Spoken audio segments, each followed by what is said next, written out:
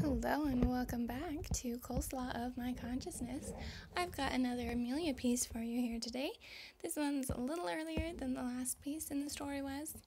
At this point, I am feeling like the story will start with her husband already dead, so this would be a fairly early thing, semi in between the very start and the scene that we had before. But anyways, comments and opinions I'll leave down below, please. And we'll get started on this piece.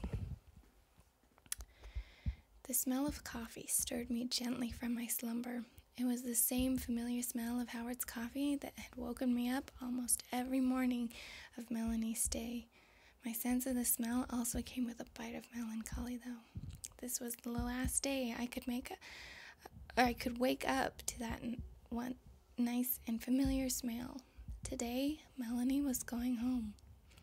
My fingers balled up tightly in the sheets. The melancholy was nearly a physical pain. How could I let her leave me all alone? But how could I force her to stay away from her husband and children any longer? It seemed such a difficult, ridiculous choice that no one should have ever had to make. Tears spilled down my cheeks, and I sobbed for a long time. When I recovered from my swell of emotion, I saw Melanie standing in the doorway, nursing a mug of coffee. She approached quietly and set the mug at my bedside. She knelt by the bed and took my hand, squeezing to the point of pain, but at least it meant she was still there. I can stay. The words hung in the air, warm and inviting. I let them hang, drinking in the promise. Eventually, I shook my head. You should go.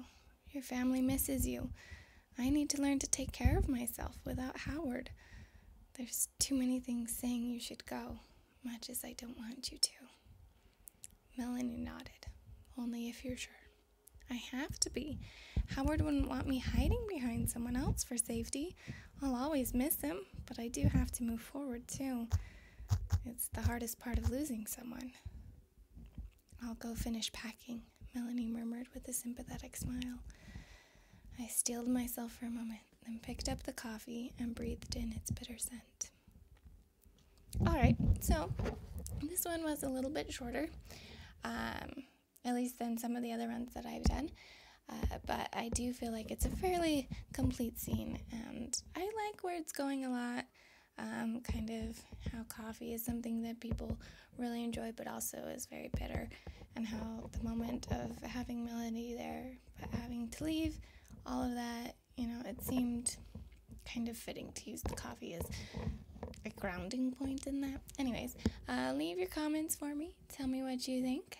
And that's pretty much all I've got for now. So I'll see you guys in my next video. And this is the Umlaut Harper signing out.